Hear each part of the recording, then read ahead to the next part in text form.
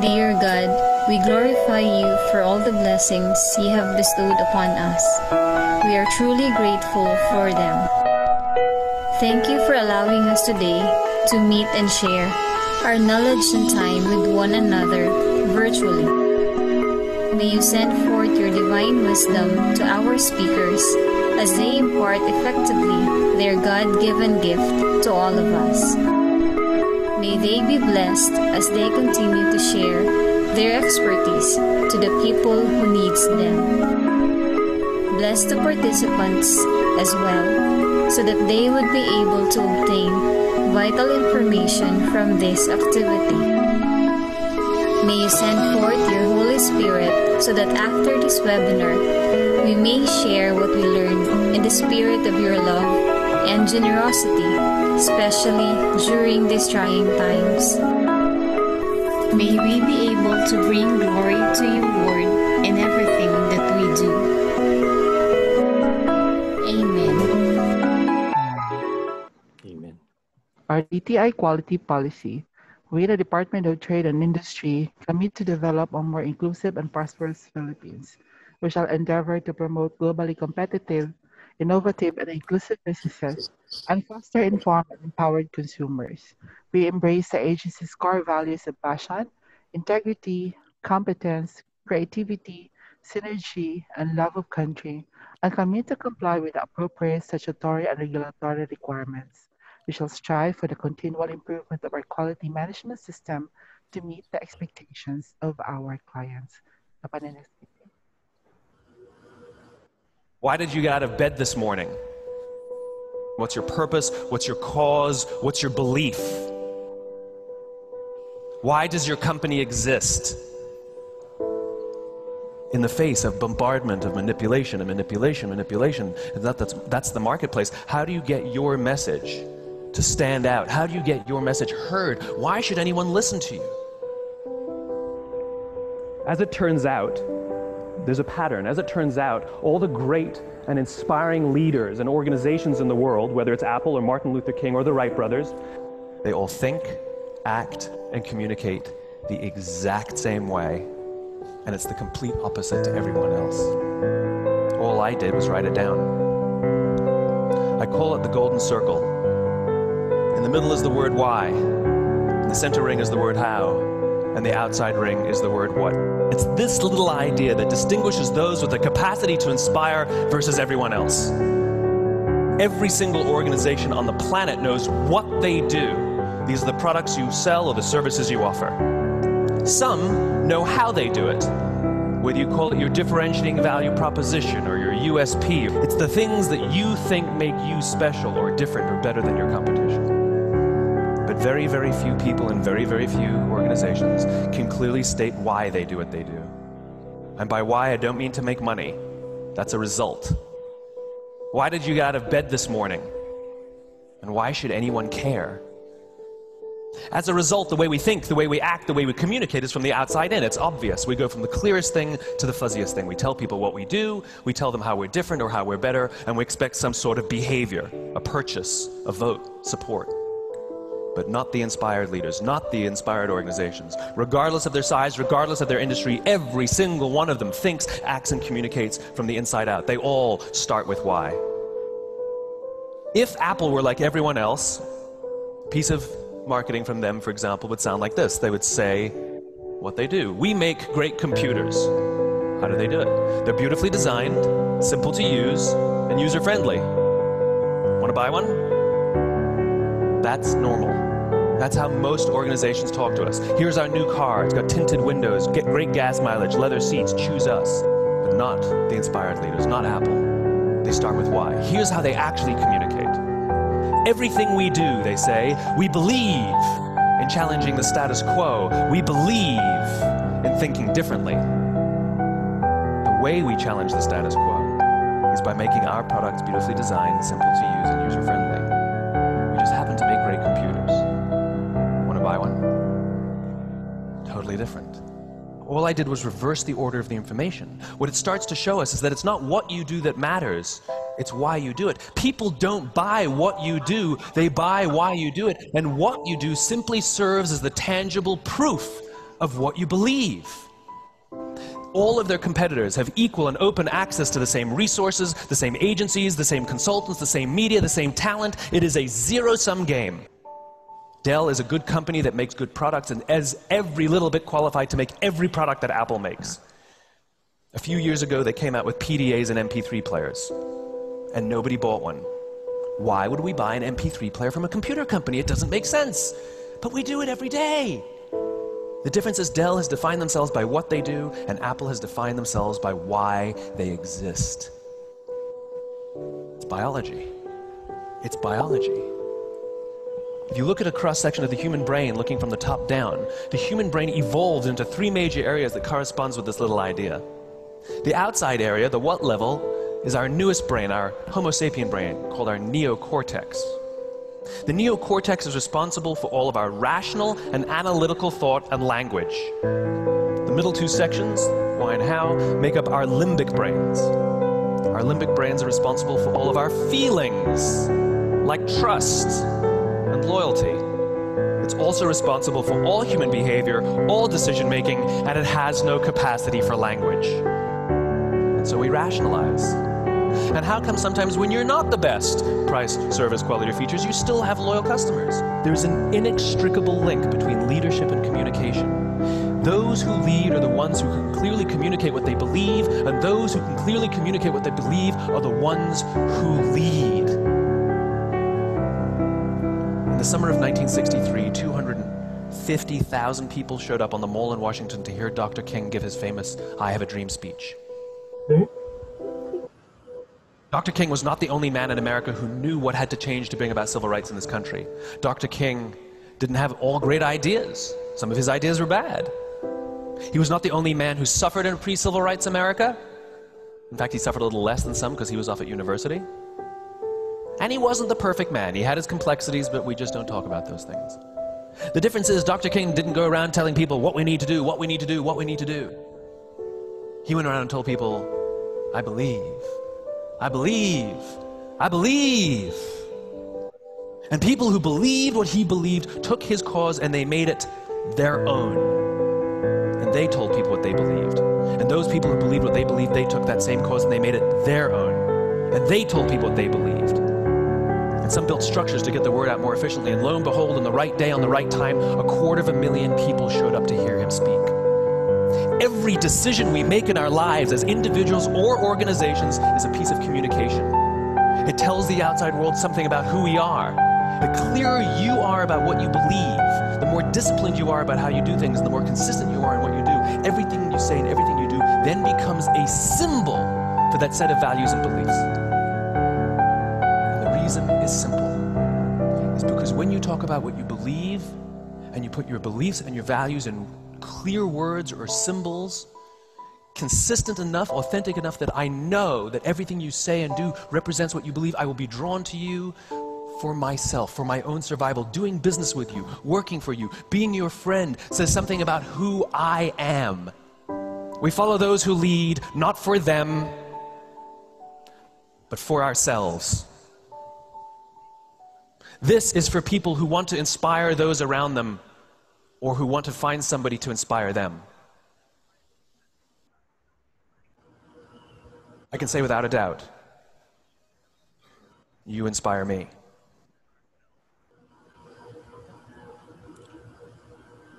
Thank you.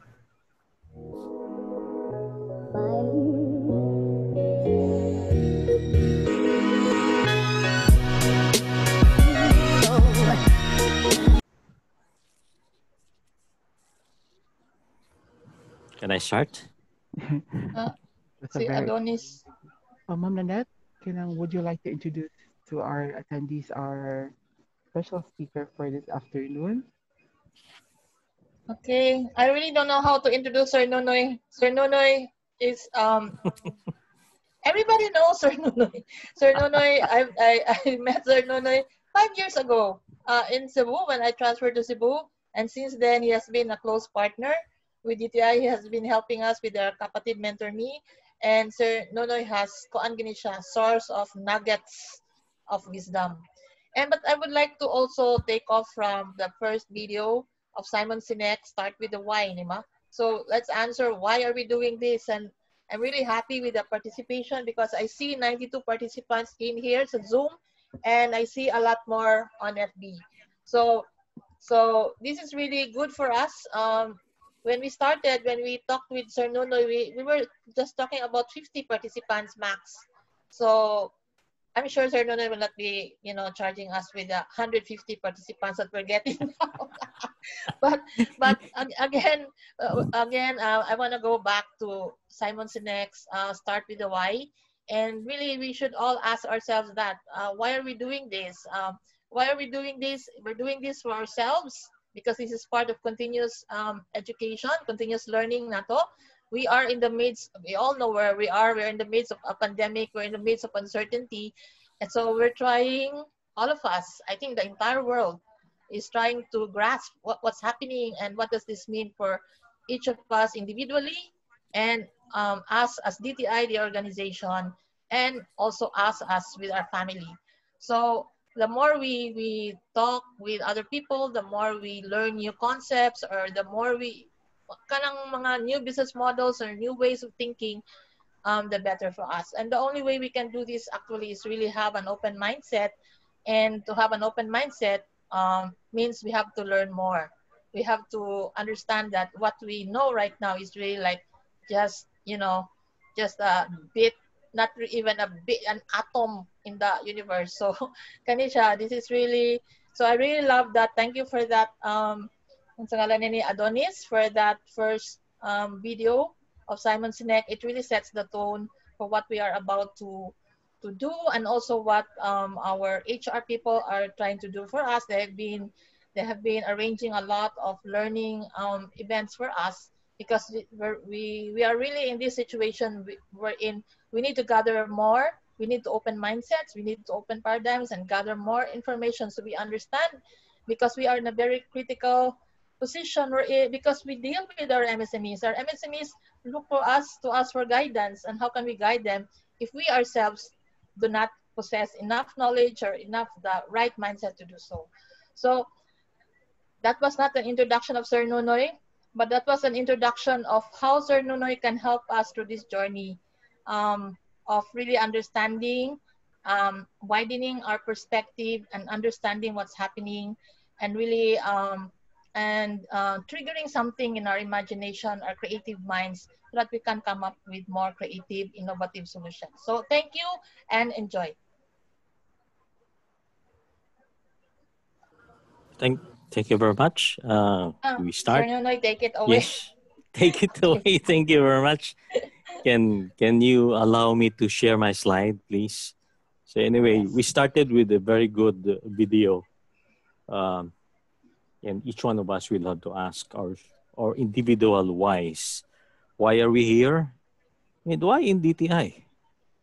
Because there are many options that we can, actually choose, whether DTI or other places. You could have chosen to be in business. You could have chosen also to be, just a mere, your teaching, or maybe you can do something else. So let me just, can I share my slide? Okay. So we started with that, and I'd like you to ask also yourselves. Okay, where am I?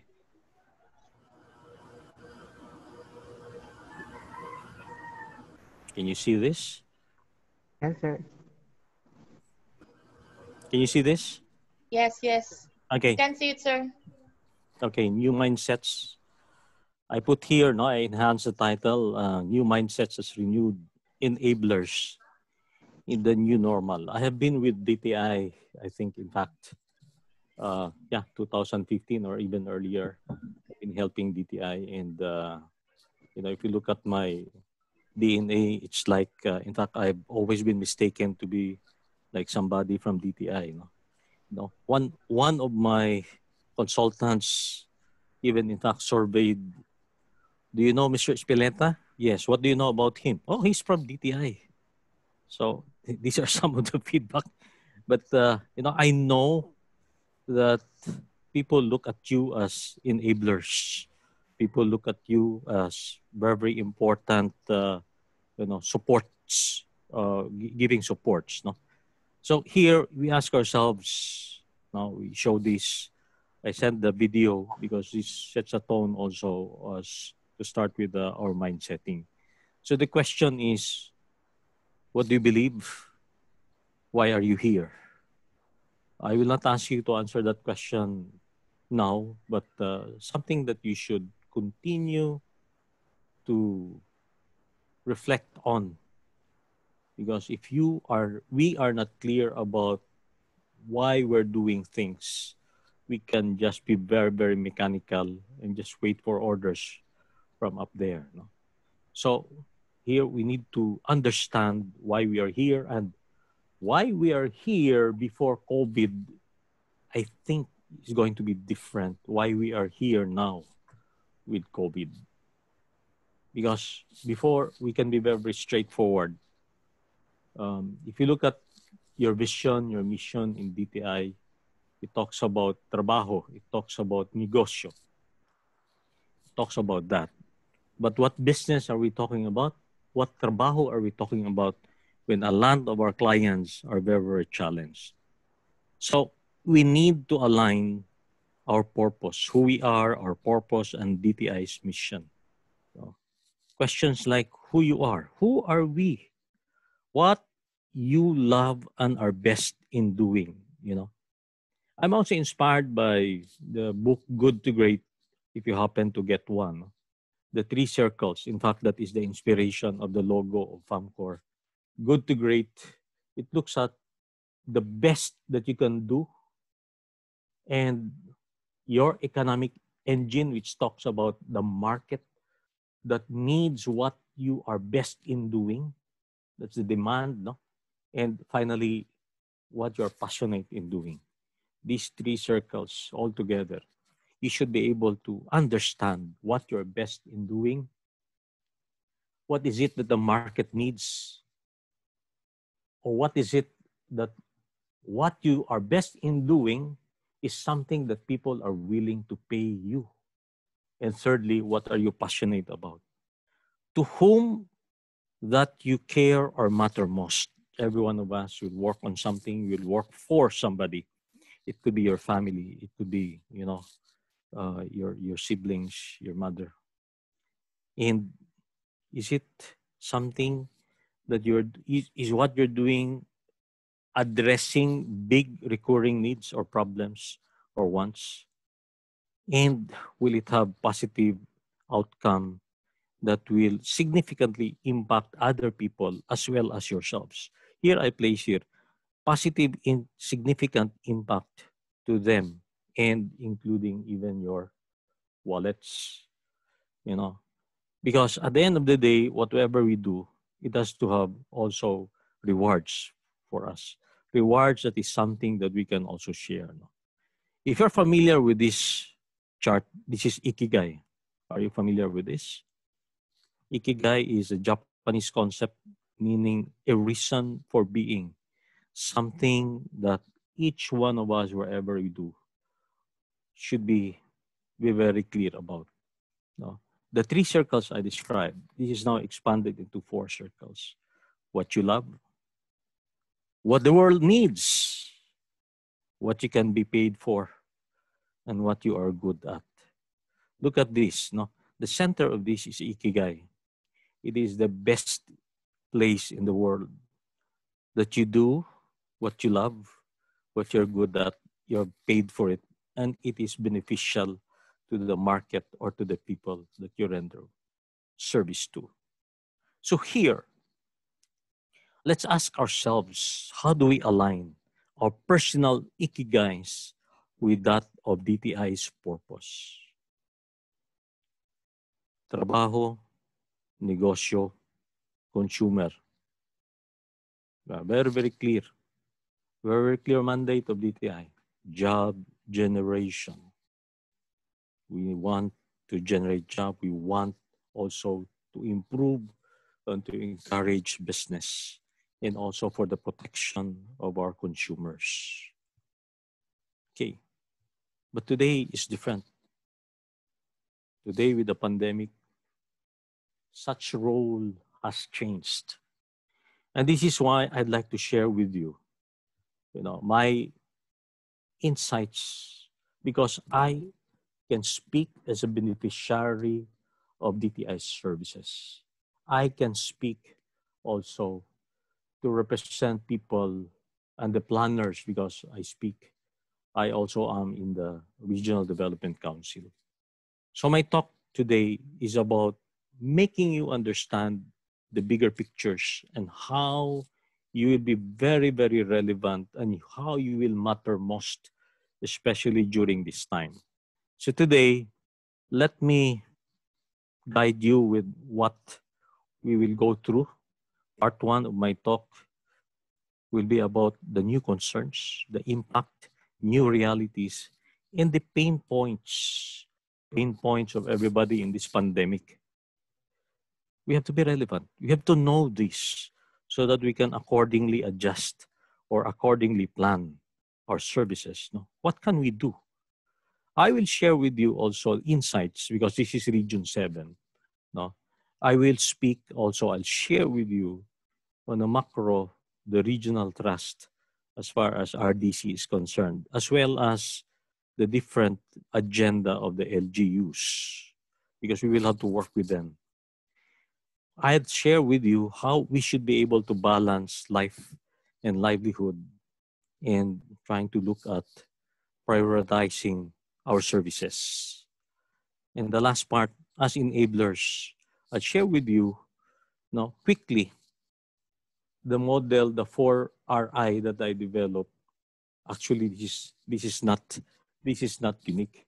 But you talk about 4RI, we talk about rebooting businesses, reviving businesses, rebooting businesses, repositioning or repositioning or repurposing businesses and reformatting businesses. So the 4RI, I'll guide you. There's a full video, there's a full webinar on 4RI that I've sent that you can later on access.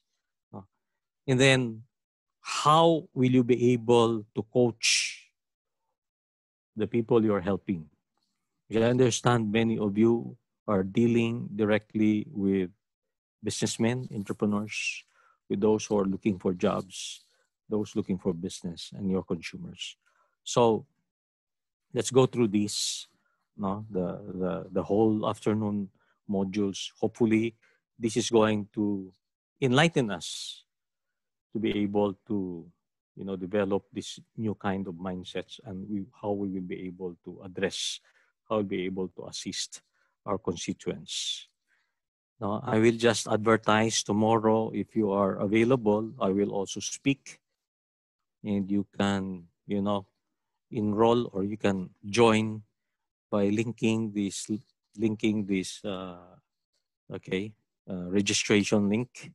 I'll speak also on building a resilient community amidst this pandemic.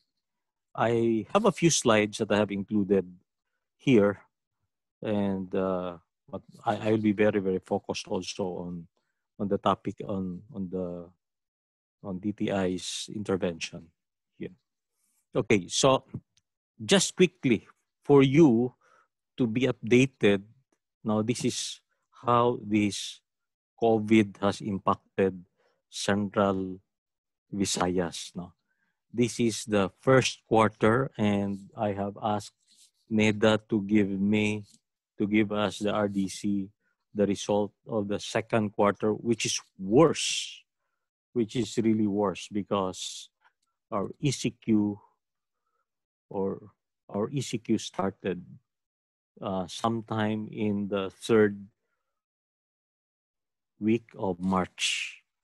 So there is already an impact as far as the economic and even the employment in the first quarter. And the second quarter is really, really worse. No? On manufacturing, impact on manufacturing, impact on construction, and also even in the employment, impact on establishments and workplaces. You look at this now. This is even just first quarter. There are many, many jobless people. How many? I think our unemployment rate has gone up to about 17% from just a mere 4% something. Nationwide has gone up to about 17%. There are many jobless displaced workers, number one, returning OFWs. And number three, I expect also there are a lot of students who will not be enrolling because the education, the education sector is not very clear yet how they will go about it, whether it's going to be face-to-face or it's going to be virtual education, distance learning, which has not been proven yet to be very, very effective. So there are many, I know that there are many, many students who will not be enrolling. This will add up to the clientele that we should be serving. So, and, knowing this, we should be very, very thankful that we have our own jobs. Today, we are gainfully employed. In fact, government today is the most stable. If you're in government, you have the government as your employer, you are very, very stable. Unlike us in the business, you're trying to scamper, trying to look for means to continue surviving in this business. So if you're employed in the private sector, in fact, you would see that here in the survey of the Cebu business community, look at this. I just picked up very, very relevant information here. So if you look at this, if this is very clear in your slide, you'll see that there are a lot who has cut down on their employment. I'll just summarize here. 25% of the firms cut down 40 to 50% of their workforce, and 25% of the firms adopted flexible working arrangements. And I know also of some companies, they put their employees on furlough. They call that furlough. On call ka lang. You're on call. We will call you if we need you. But since you're on call, we don't pay you. Yeah, they did not terminate them, but they are not paying them. On call. So they are called furlough. No? So here, we have to look at the pain points. The pain points, we did a workshop with the economic team of Cebu City Group. If you heard about the latest state of the city address of Mayor Lebella, he pointed this out. And this is also true in the other LGUs. This is true everywhere. No? Na-poster daw, patay na sa gutom, di sa COVID. COVID-19 and small business, sorry, we're closed. So what is the impact? These are the pain points. Hunger among the poor. Fear of COVID. Loss of jobs. Closures, bankruptcy. Disruption of education. And the danger is social unrest, when people are desperate already. So here, if you look at this, the impact, this is a loop. And COVID can weaken even governance in national institutions. Like just the mere fact that businesses are not paying or are not operating, how can they pay their taxes? And if the government is losing revenue on taxes, how can they sustain the projects, infrastructure projects, and even the operations, your operations of the different agencies? So if that will happen, it will increase real and perceived societal vulnerabilities. It will increase grievances. It's going to increase and incentivize for social unrest and conflict. And that is why I understand why this COVID, this ECQ, this etc., we are No, the military is all around, bringing also their arms. Are they going to shoot COVID? No. It is also to prevent unrest, social unrest. I understand this is also a deterrent for people to protest, to go out, social unrest. So here we have been asked, we need to revive economic activity. How do you revive economic activity? Please take note that COVID is still around. The curve has not flattened. In fact, it has continued to increase. What is the rate now? It's almost about 80,000 nationwide. A stable ramp up of the economy is important, but it is dangerous to spark. No, we haven't even reached the plateau yet, so there is no second wave to start to talk about. Unlike here, this is the ideal. Supposed to be only 3 to 8 weeks, we should flatten this curve already and resume our economic operations here. But we haven't gone. This curve has not reached a peak because it continued to go up. But do we continue to be in ECQ? What will we eat? What will we feed our people? The government is saying already, enough is enough. We don't have money anymore. So declare MECQ, declare GCQ, no more hinabang, no more ayuda. So you have to work already. So that's why we need to ramp up our economy. But the challenge here is, how can we revive and how can we survive if the public has not regained its confidence? Very important for consumers to regain their confidence, to start spending. People are not spending because they are not also sure about the replenishment of what they spend. But if only there is economic activity, there is going to be replenishment.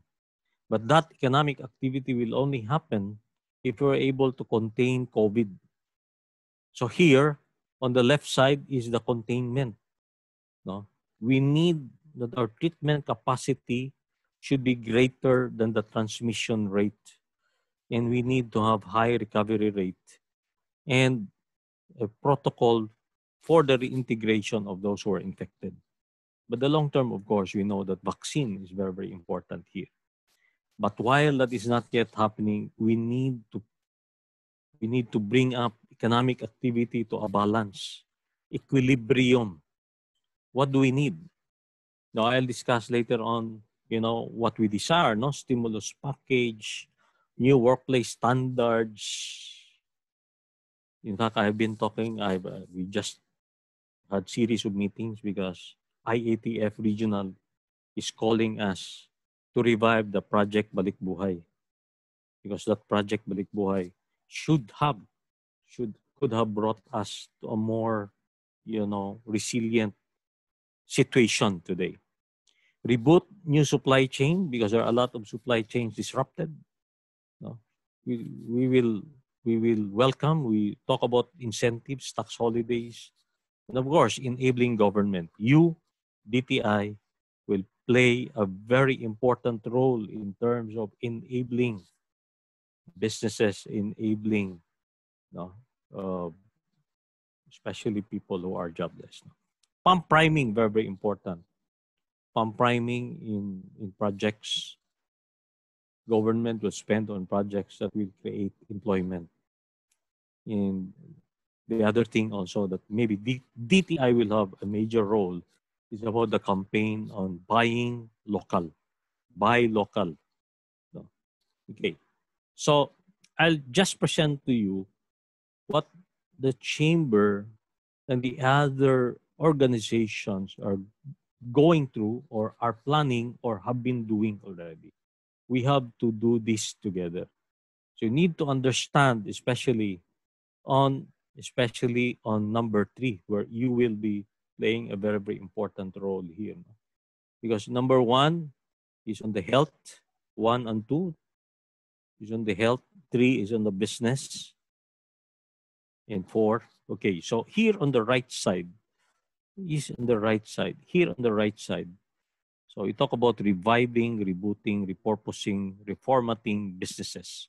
This is where we will have to work together. DTI and the business.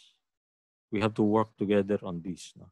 So I'll not explain the detail on this, but take the cue from us, from the business, how we can do these things together. So initial collaboration, again, no?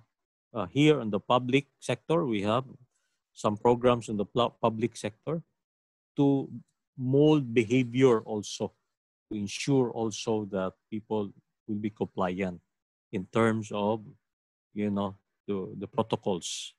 Healthcare system, this is on the health side, but here I think we will also have to work. This is the most important aspect where we can both work together, no? Governance and ramping up of operations, number 4. No? Okay. Then let's go to the, I'll share with you the regional and LGU agenda and how we can really balance life and livelihood. We did workshops with the Economic Development Committee, and we recognize, you know, the thrust is about food sufficiency while creating livelihood and sustainable economic activities in the countryside. And in fact, that has already been, that is a campaign already of the government to develop the countryside in line with the Balik Probinsya program. But what do we do in the Balik Probinsya program? It is just not mere bringing of people to the provinces, not physical transferring of people. There's got to be economic activity in those areas. Because if people just go back to the provinces and nothing, you know, the farmlands are, you know, are not productive, or there is no industry, there's no manufacturing in the countryside, you know, they just go back to the metropolis, to the highly urbanized cities. I have highlighted here, you know, if you're familiar with the UN Sustainable Development Goals, top 3 goals, which is no poverty, zero hunger, and good health and well-being.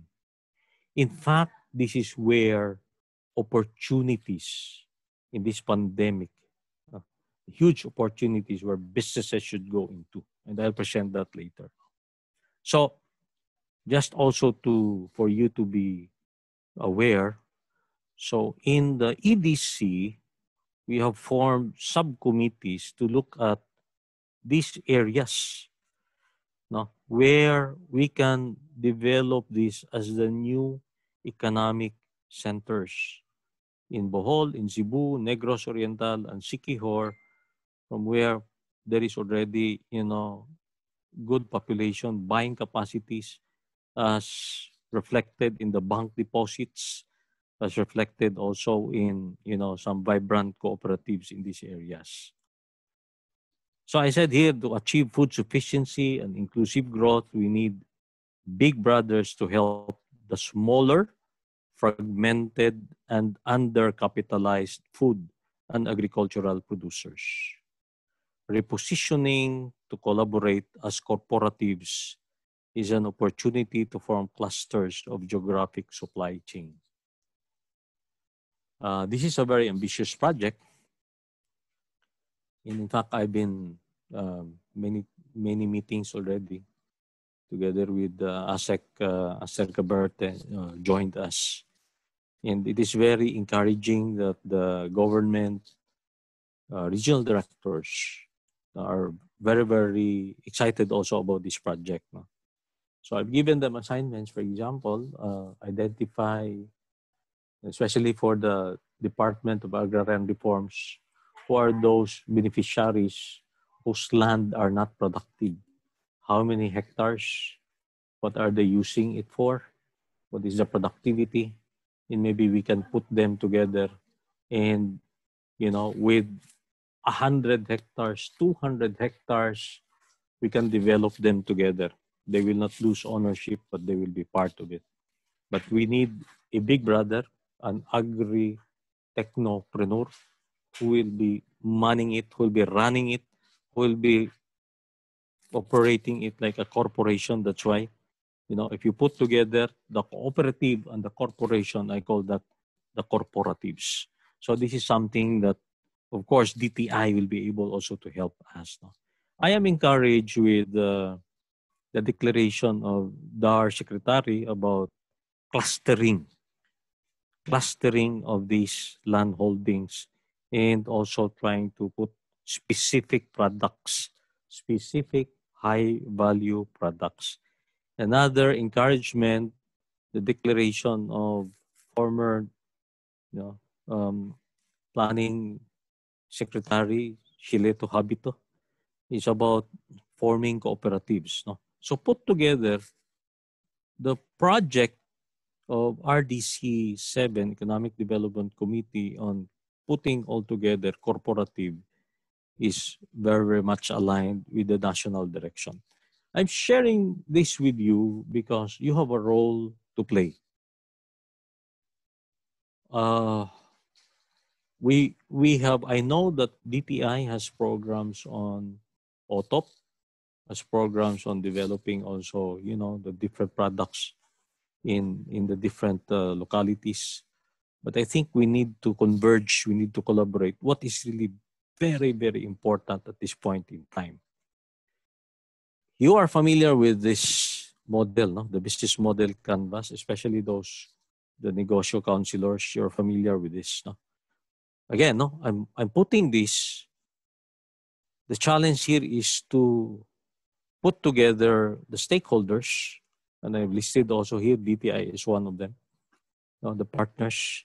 What is very important is to come up with a profitable, scalable, replicable, and sustainable models of cooperatives in the countryside, achieving food sufficiency and generating employment. Okay? So who are our beneficiaries here? And most of these beneficiaries also are your clients. Fragmented landowners, subsistence farmers and fisher folks, cooperatives, consolidators, vendors, consumers, agri or aqua technopreneurs. A few days ago, have you read some Facebook posts that vegetables in the Laget are rotting? Have you read about it? Because there is no supply ecosystem. The supply chain is not in place. When restaurants have closed, asan lay baligya? So this is something that we should work together. Okay. So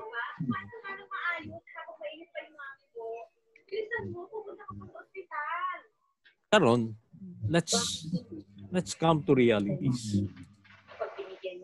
Before COVID, assuming if the market size was 100 and there were 100 players in the industry, and then the size of the business of the industry has shrunk down to 30% or 1/3 of the size, and there are still 100 players among you.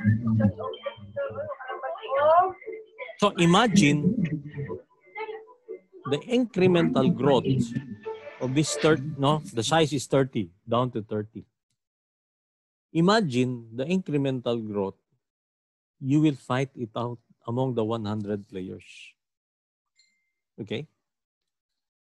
So there's so much stiff competition. Except if those 100 players, some of them have closed already. Maybe 70 na lang. No? From 100, there are only 70 players. But look, the market has shrunk to 1/3. And this is exactly the indicative figures. No? What the market size before COVID, now it's only 1/3. But you will not be able to go back to 100% at one glance. It will take about what? How many months? 1 year? 18 months? 2 years to go back to that level? Even in tourism. No, it will take another 18 months or even 3 years to go back to the level before COVID. So if there are so much number of hotels, if there are so much number of restaurants, etc., and then, you fight it out. So I think I am encouraging businesses to come into agreement, to come into, they do what they call the co-opetition, or they do sharing also of resources. Otherwise, they will just fight it out. This is my call. And including the government agencies, I have called them to really converge and collaborate.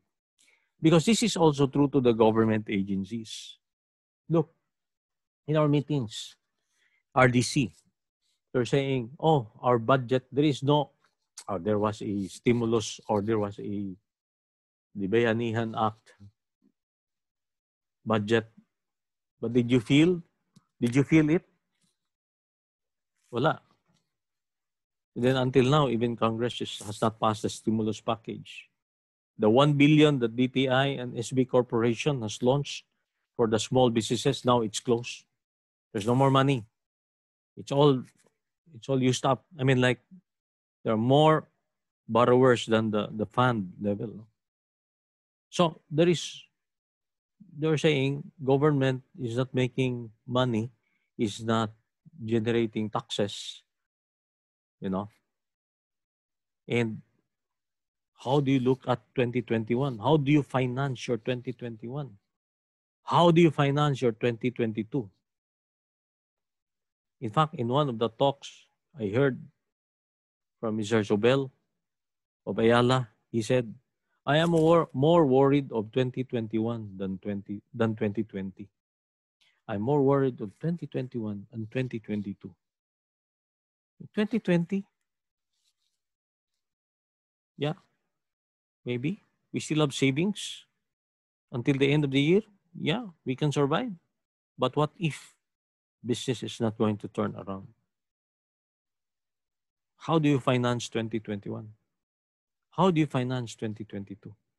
And that is why I said in our RDC meeting, if you have 10 programs in DTI, in DOST, in whatever agencies, if you have 10 programs, can you choose the top 3 programs that will give you significant impact, that will revive business, that will help generate employment, because you do not have so much resources.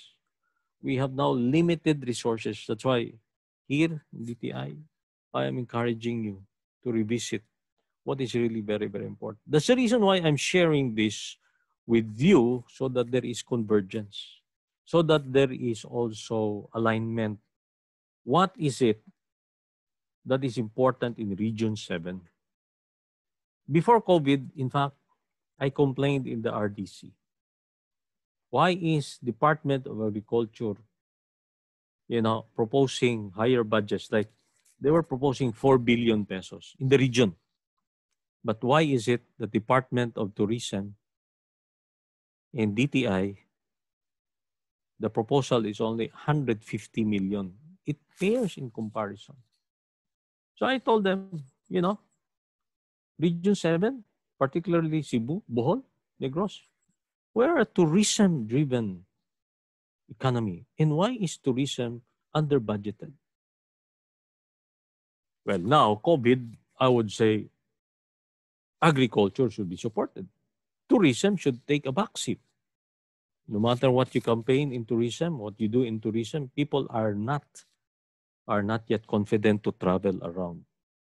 So here is very, very important to collaborate, so that your meager budget, if you put together with the different agencies, you can have maximum impact. You maximize your impact. You converge. Because DA, for example, will have more or less the same people that you will also be helping. DOST, the same people you'll be helping. So let's converge. Here, we came up with, during the lockdown, we did some research in what are really the needs of different segments, stakeholder concerns, households, companies, financial system, and government, etc.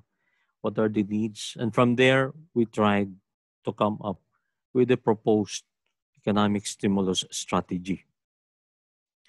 Today, Congress is still talking about it. Senate is still talking about it. In fact, I'm saying, well, it should be a priority. The CREATE program, the Bayanihan 2 program, the stimulus package, etc. We needed that many, many months ago. We needed that. But here, I have submitted this proposal to the RDC. And I'm very happy also that the different LGUs, they ask for a copy because they're looking at certain things that they can adopt. So I'm saying, let's not hope so much for funding from maybe national. Let's try to look at what LGU can really do and what we can do together. For example, 3 pillars. Invest in human capital. The second, support to revive and propel business. I think this is where we should be interested. But the third is pump prime the economy. Addressing to the people, looking at technology, leveraging on technology, and more particularly also to ensure sufficiency in terms of food and countryside development. And also to ensure that there is liquidity in the system. So here, we can look at how we can also align, redesign our programs. Because this is something that, we can work together. For example, here, I've indicated here, support, revive, or propel business in the role of investment in food sufficiency. Technical, financial, enabling supports from DA, DAR, CDA, DTI, DOST, DICT, LBP, BIFAR, etc. Incentivize big brother agri-technopreneurs as investors. And many others. I mean, this is going to be a lengthy, discussion if I will talk about in detail about this model. But I'd like you to pick things that we can really support on. Upskilling on digital. I know you have programs. Upskilling on digital, arts, creatives, 4RI learning. Incentivize work from home and freelance jobs for the displaced. So we can talk more, especially at the regional level, on the planning level. We haven't convened anymore the EMSMED Council. So these are things that we should be talking about. Okay. So I presented this as a result of the workshop that we have with the city economic team. So if you heard about the SOCA, State of the City Address of Mayor Labella, he mentioned, we are now in the process of forming strategic programs to turn around economic situation in the city, our trust, our jobs, and entrepreneurship, which is very, very DTI. Very, very DTI. Educational support and health and hygiene. I discussed this with Ma'am Nanette, I think yesterday. We have to talk about this. We have to work together with the LGUs because this is true not only in Cebu City, wherever you are. This is really true. Addressing 3 and 4, jobs and livelihood, business survival, we'll have to do this together. Of course, we have come up with some proposals, subject now to further discussions, review, and funding by the city council. But at least we are involved in planning. Now the chamber is being asked. If you heard about his talk, he said, I'm asking the Chamber of Commerce to help us on this, etc., etc. This is not yet out in the open, but we will have the privilege also to look at, what we will be proposing. Addressing the 4 areas: health and nutrition, sanitation, jobs, livelihood, and economic rebound, education and other enabling programs, social upliftment, and peace and order. These are the 4 areas. But let's look at the second column: profiling and job matching, job fair. DTI can help us a lot on this. Entrepreneurial mentoring programs. Sounds like KMME. Upskilling for work from home, freelance BPO, creative. Kini, dako ni nga program, no? Which I hope the council is going to finance. City-funded SBC cares. Nahurot naman. Nahurot naman ang 1 billion. So mangayo ta sa city ani, no? The same mechanics, totally the same program, but it is going to be city-funded or city-guaranteed. Set up the creative city. I think you will be happy with this, no? Because there are many creative players in Manila who are willing to relocate to Cebu. Home business to business, buy local, and then hopefully we get some stimulus package from the Mandanas ruling. No? So we will discuss this separately. The planning group, the EXECOM of maybe DTI, no? Because we will need to work together on this. No? As I've said, kiniunta, no? Katong DTI and Small Business Corporation, 1 billion across. But when you Google now, it says fully exhausted. Fully exhausted. So what we are planning to do is we will propose LGU funded or guaranteed SBC, DTI, CCCI CARES program for city registered MSME.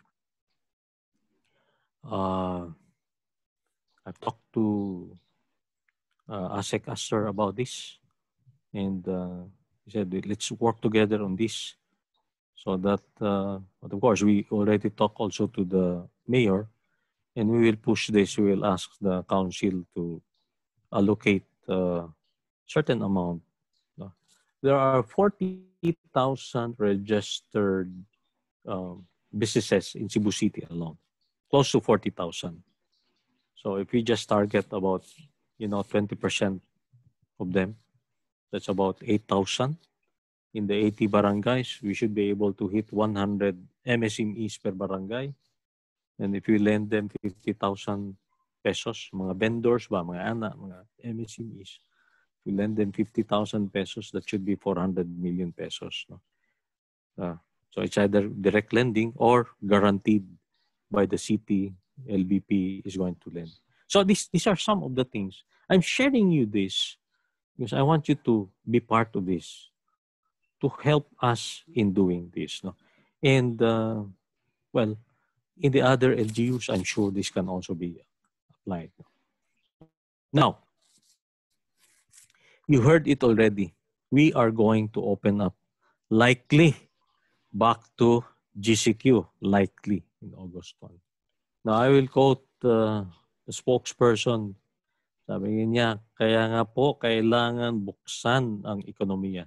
At kaya nga po, ang nabubuong desisyon ay himukin ng ating kababayan na gamitin ang sandata laban sa COVID. Dumating na tayo sa punto na taong bayan na po ang magdidesisyon.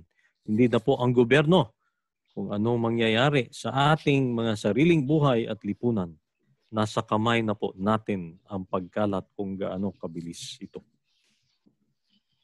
So it's, in short, it is up to us. We will have to ramp up the economy, but we have to be responsible. We have to be accountable in doing this. COVID is still around. No, this is the reality. There's no comprehensive stimulus package yet from the government. And in fact, as I've said, the 1 billion amount to be lent tapos na, ubus na. Protecting people is our top priority. So we need to balance health and economy. So it's very important to have a well-coordinated plan to ensure phased-in economic activity to create sufficiency, resilience, and lessening burden on the LGUs. Because LGUs has already declared they can't anymore feed people. They are feeding only those specific lockdown, the granular lockdown. But otherwise, wala na. If you haven't, maybe you're familiar about this slide, no? These are, the decoding. Who are the potential winners and losers in this short term? Short term, but how short is short? How long is long? Until we have the vaccine, until we are able to arrest the rise of COVID, that is the short term. No?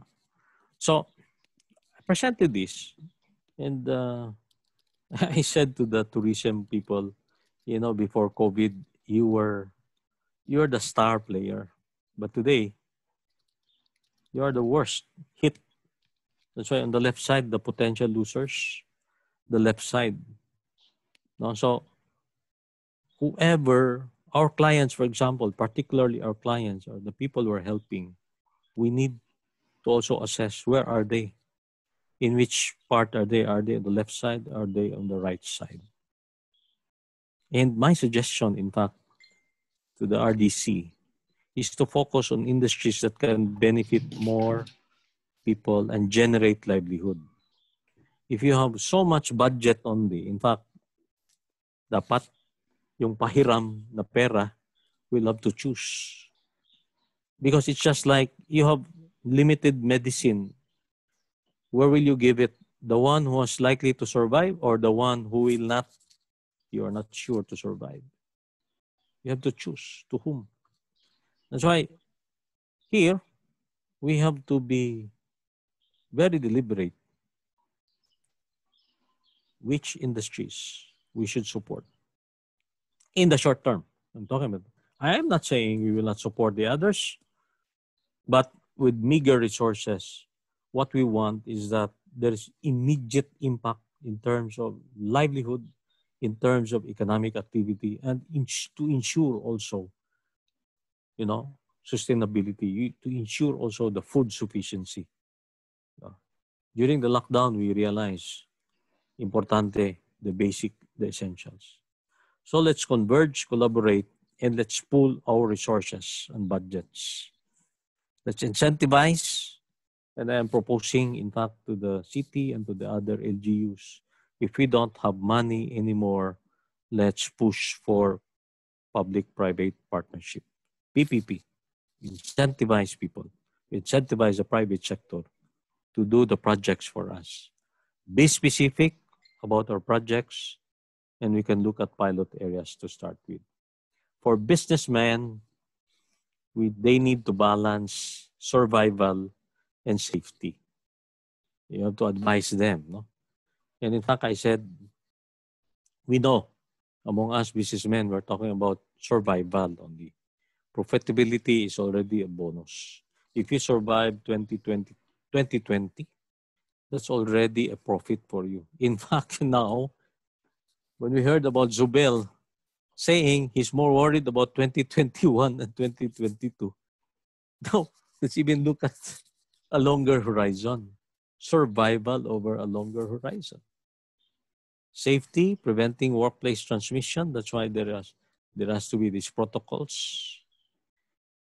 And I encourage also businesses to conduct also debriefing among their people, because many are mentally stressed, emotionally stressed.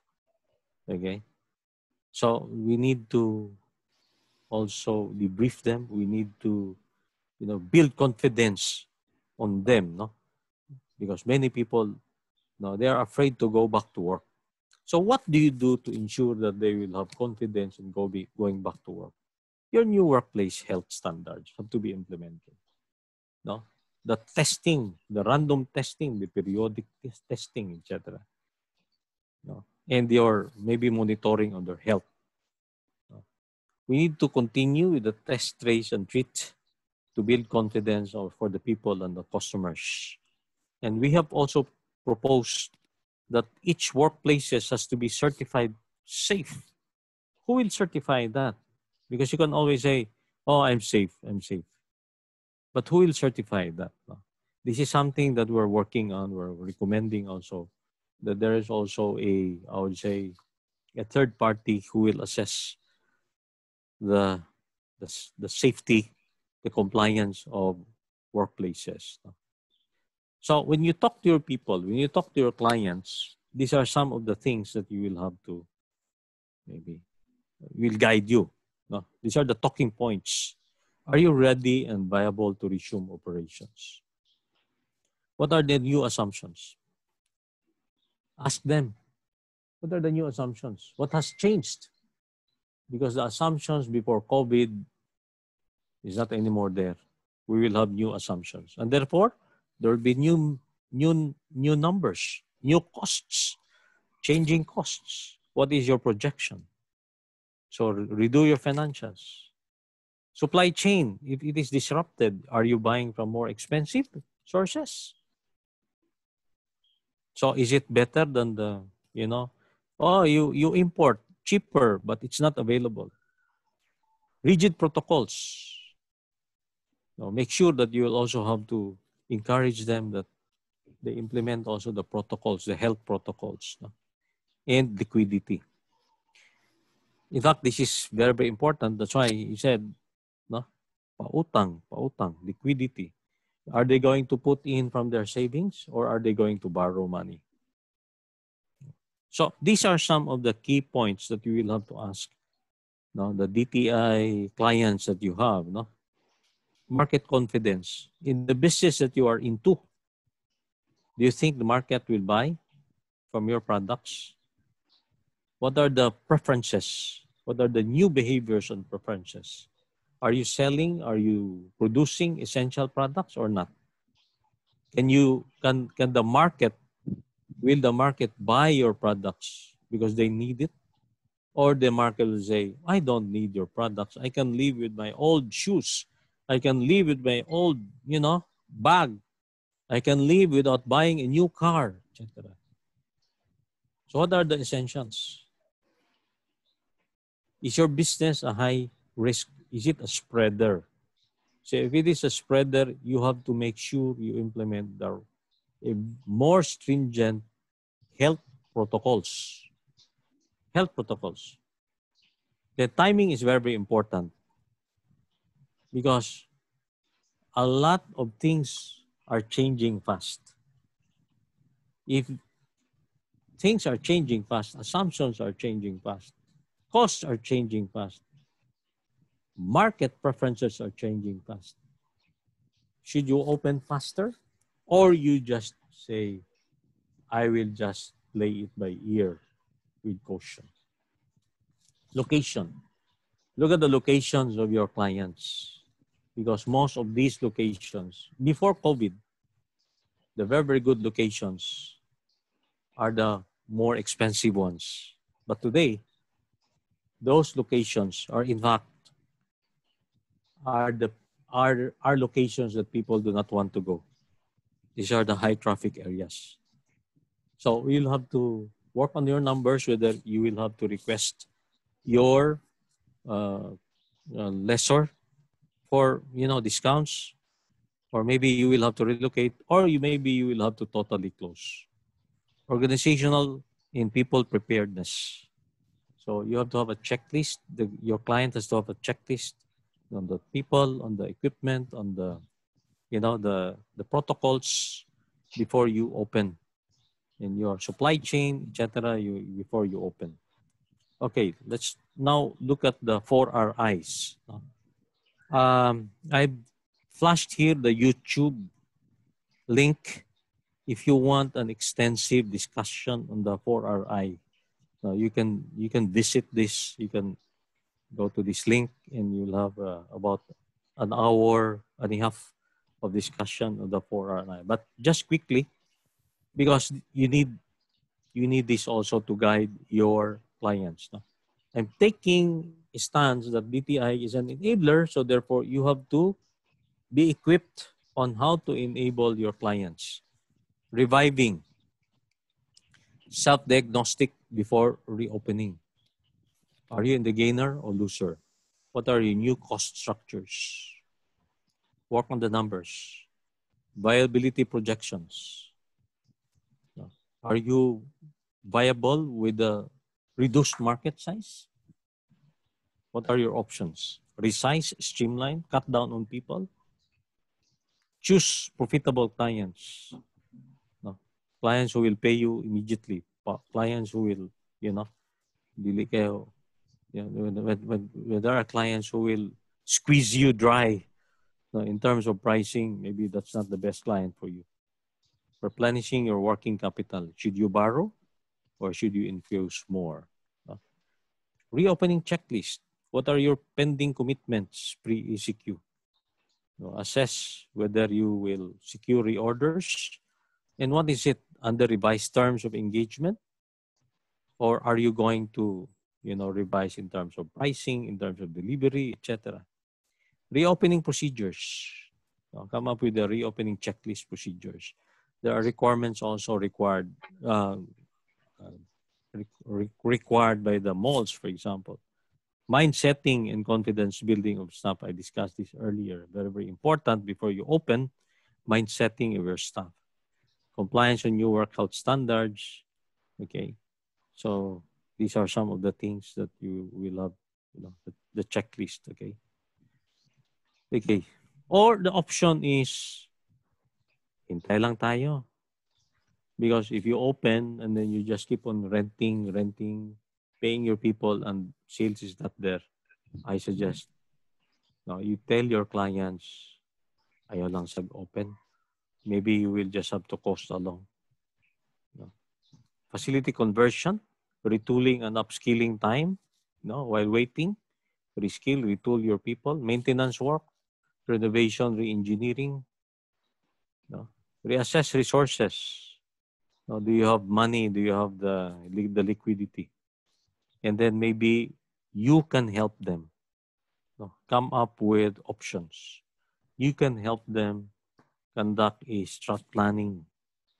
You can help them to assess their options, whether they are going to, consider partnership or they will just go joint venture to sell out or to exit. 2 months ago, we did a survey among the chamber members, and 75% of the respondents are saying, hey, we're open to partnership. Hey, we're open to a joint venture. Hey, we're even open to sell our businesses. So maybe those are some of the options. Maybe you can help them do the strat plan for them. At the end of this talk, I will give you some guides on how to do the strat plan. Some guides, some models, some templates. I'll share with you. Rebooting. Will you go into the same business you're into? I've always, one of my favorite questions I ask my clients, even before COVID, especially when I talk to family corporations, the second, the third generations who just inherited their businesses. Question is, are you going into the same business you're into? Looking at the decoding, the potential winners and the potential losers. If you ask that question, so you say, oh, I will still go into the hotel business. And they answer, they'll still go into the hotel business. Okay, so you need to know the implications of that decision. But if you say, hey, I'm going to switch into another product, another business, etc. Okay, I'm in that business. I can, wait. I can have a strategy of waiting. But at the same time, I have to do this because there is an opportunity on the right side. So these are, rebooting options. You reboot as if you just started a new business. So with that, there will be new assumptions. You look at the market, the industry. You look at maybe the new hurdle, economic levels. What is the new break-even points? Collaborate now or develop with new supply chain players to ramp up operations. And assess what are your weakest links weakest link in the supply chain, weakest link in management, weakest link in financial, etc. Geographic focus, because if before COVID you were exporting, you were international, what is your focus now? Is it going to be regional, or is it going to be just, like in the tourism, in the travel, etc.? Are you going to focus on foreign travel or domestic travel? Speed to market. Speed to market. Is it going to be speed to market or cost? Yeah, it could be faster, but costlier. Rehire, reskill, redesign, reinvent processes. This is the opportunity for you. Rebuild public confidence or recapitalize or borrow. I mentioned this earlier about competition, agribusiness. This is one form of really rebooting, restarting by working together with other companies or other players. The concept, in fact, I mentioned about corporative, cooperative. We should explore more on that because different players in the supply chain can help each other, can be part of that corporative. Repurposing or repositioning, or if you do both, I call that repositioning. No. Redefining your business. I think for those who are familiar with the business model canvas, you define your business. It's about your value proposition. Business is a calling to help. It's a mission. Just like DTI, there is a mission, trabajo, negosyo, etc., consumer. So if your business, is your business solving problems? Ask your clients, what problems are you solving? Is your business offering better options than the other players?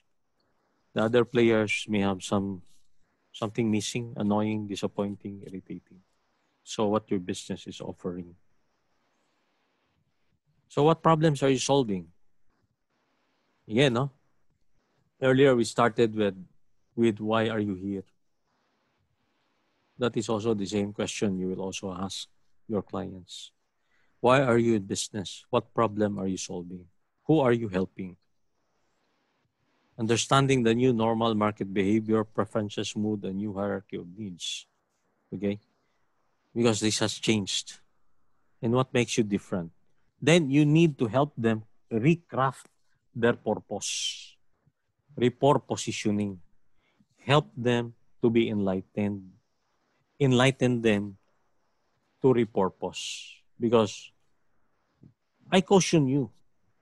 Sige, I will help you. But no, your business, no matter what you do, you're on the left side. No matter what you do, your consumers, your customers will not be buying from you. So I have to caution you that assess the clients, the DTI clients. We cannot say, we will help you, everybody, we will help you.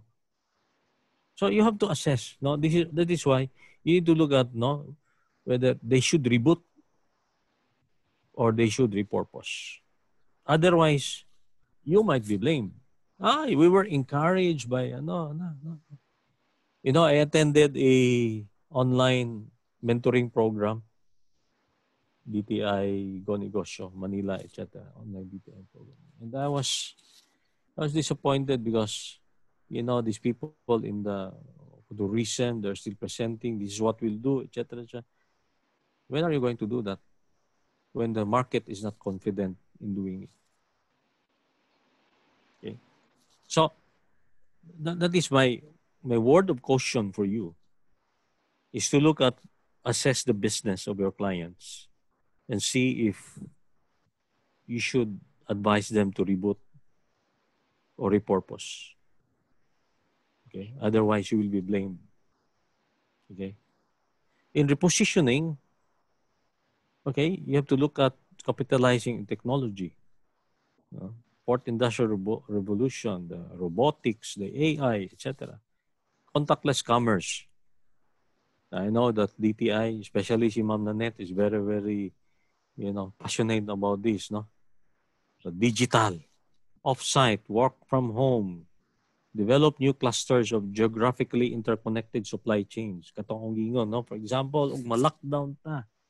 What is the supply chain in Bohol? What is the supply chain in Cebu? The northern Cebu, the western Cebu, or the no? Can you develop that?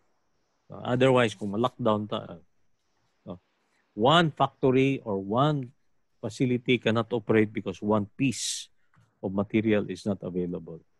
Build alliances and become corporative. Okay. How do you do this? You're familiar with this, no? We use this in KMME, Business Model Canvas, especially the negosyo counselors. You're familiar with this, right? Yeah. Yes. No? You've done this for your clients, right? If you haven't done this, you should do this for your clients. Okay? This is, you Google this business model canvas. People in DTI should know this, because this, you're helping businesses, you're helping, so the right models, the right business model for your clients. Okay? So, business model canvas. This is the standard format.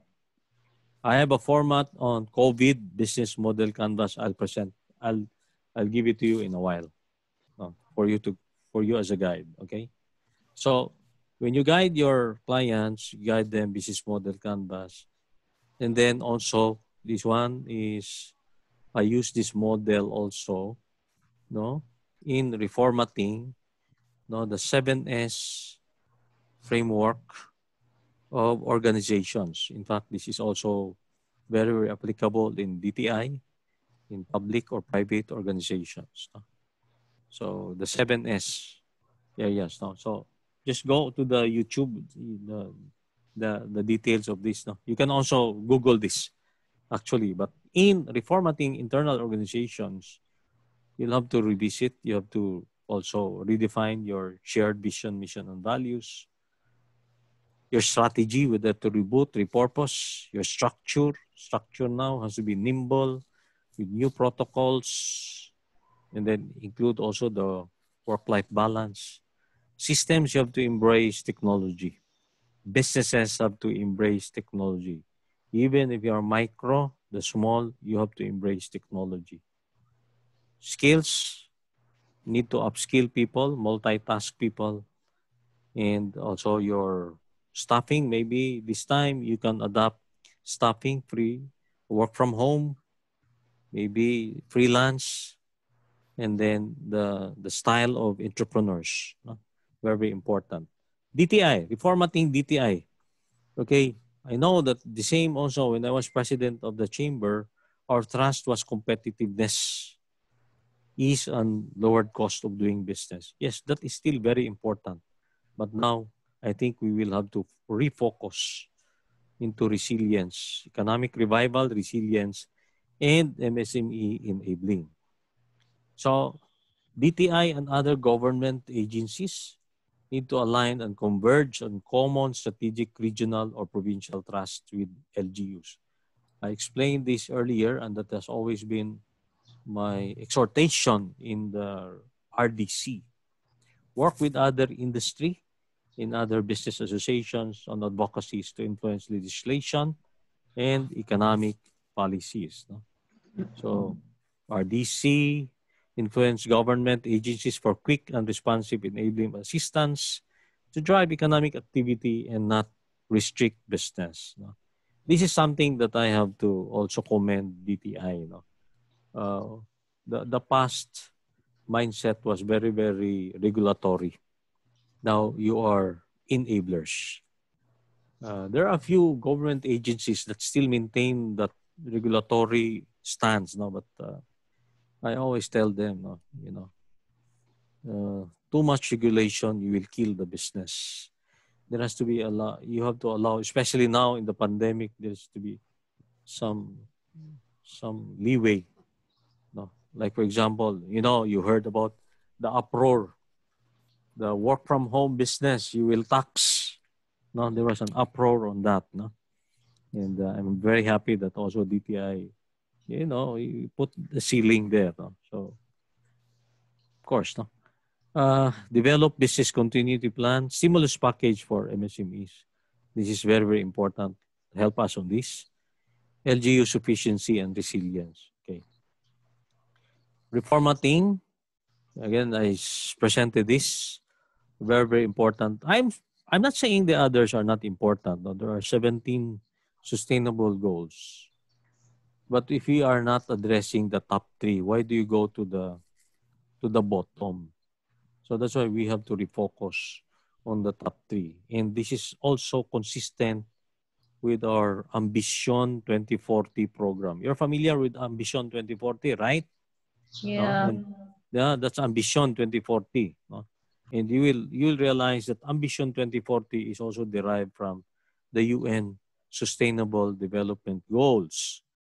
But in this pandemic, we should refocus on the most important goals, which is really poverty, no hunger, good health, and well-being. Of course, number 4 is quality education that is being debated yet. How do we do that, etc. No?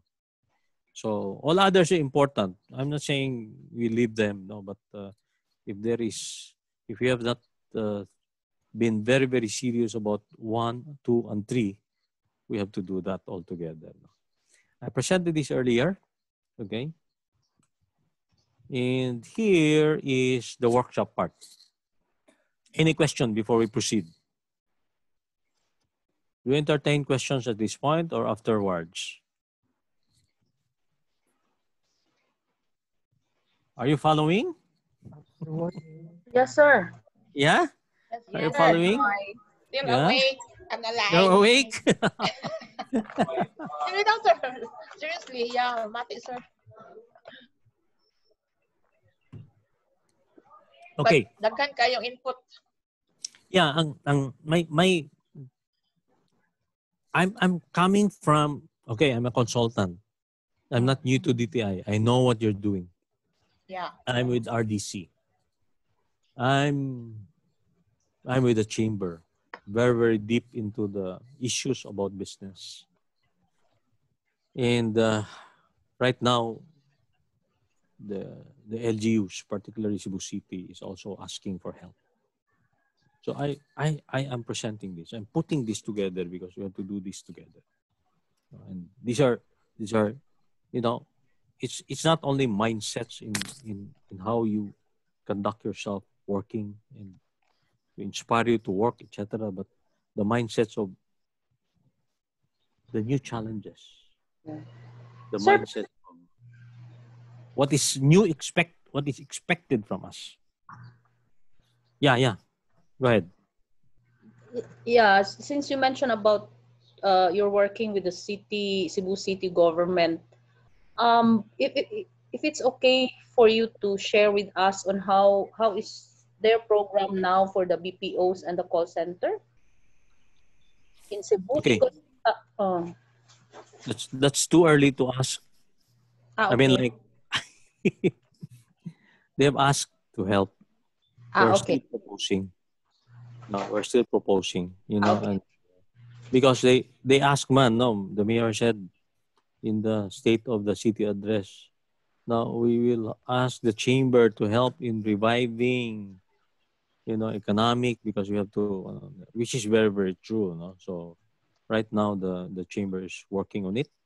And I just presented a few of the things in terms of trust. No? BPO, this is something bigger than the city because this is like dependent also on the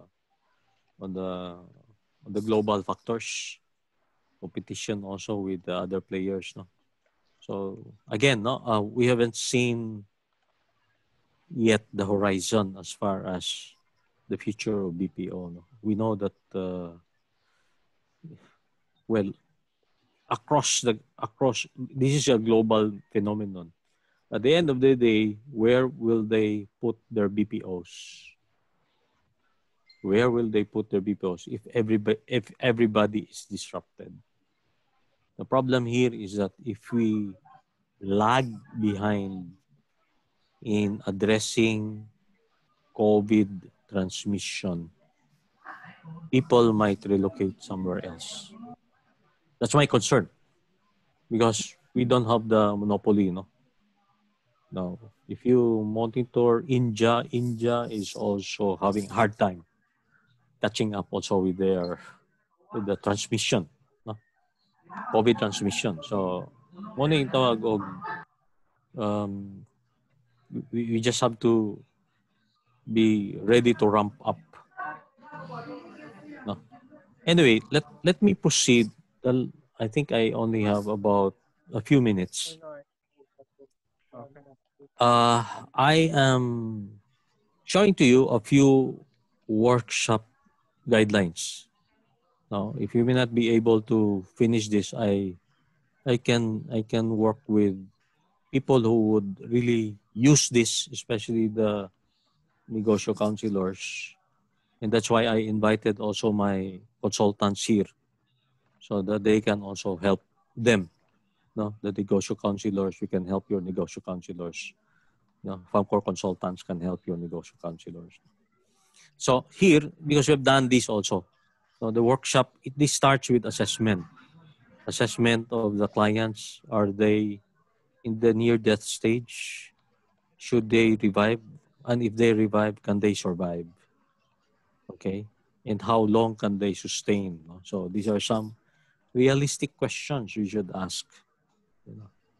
And if they're saying, I do not know what to do, I don't really know what to do. Many of them are saying that, no? Should you reboot, etc. No? So, ako yung problema, I don't really know what to do. No? So, we will have to guide them through in this process. Assess your industry position. Are you in the left side or in the right side? Are you in the gainer? And one thing I also ask them, what is good in you? What is attractive in you, in your business? If your business is for sale, is it going to be saleable or not? What's in your business that maybe an investor is willing to come in to partner with you? Right? So these are some of the reflection questions. Okay. So here is you have to help them assess, is my business badly impacted? What are the chances of reviving and surviving? And then one very strategic question is, should I exit now or just wait? I own a travel agency. I'm not majority owner, but my advice is always sought out after, no? If you are familiar with Del Mar Travel and Tours, are you familiar? Yeah. That's almost 40 years in service, 40 years in the business. I partly own that, and immediately last March, we convened and I told them there's no business in the next 18 months or 2 years. There is no business because our business is about pilgrimages. No, we try to position ourselves that we are the pilgrimage agency. If you want to go pilgrimage, we are the go-to. But who will go to pilgrimages during this time? Nobody will go there. So instead of maintaining an office of 60 to 80,000 a month, and with people, there are about 12 people, etc., I told the owners, my fellow shareholders, we have to cut loss already. So we just maintained, I think, about 1 or 2 people and transferred to a smaller place. We're paying 5,000 only for rental. We're not closing the business, but we're saying Parking. So what do you do with the majority owners who are also managers, who are also the executives there? So would you like to avail of your retirement? So we retired them. And then, then continue to maintain them in the payroll. So what I'm trying to say is, when you assess your clients, be very, very realistic. Don't give them hope when there is no hope yet in the next 2 years. Okay? Don't give them hope. No. Sway them to consider the opportunities. That is what business is about. What is the opportunity? Okay? So maybe in this side, there is an opportunity there. Mindset. You talk about mindset. Mindsets of entrepreneurs. Why are we in business? Same question earlier. Why are we here? Why are you in business? The mindset is always to find and offer unique but profitable solutions to problems. But I'd like to insert, profitable solutions to big and recurring problems. It has to be big so that, big money also behind it. It has to be recurring so that kung one time lang, kausara ka, dili na negosyo. So look at problems that are big and recurring. So again, mindsetting also. So I always tell this to my, especially to people who are, even if they are losing already in their business, even before COVID, I tell them, don't fall in love with your business. Fall in love with what the market needs, with what the market wants. We will not close because this has been a business for my grandparents, etc., etc. If your grandparent was alive, he would have told you. He would have closed this business himself. Okay, so we're very, very clear about the market. We have to be market-driven, market-focused. In fact, here you will look at, now you're familiar with this, Maslow's hierarchy of needs. No. Maybe some of you have seen this, I presented this in the Go Negosyo seminars. Stop selling. Start helping. Helping. If you're in business, that's why I said earlier, business is about mission. You're helping people, and in the process of helping, you will be rewarded. You will be rewarded. And what is that reward? In the form of loyal customers, in the form of loyal people, in the form of profitable business. That is the reward. So in this hierarchy of needs, you will look at the basics. Today, the basics are very, very important. Physiological and safety is very, very important at this point in time to survive.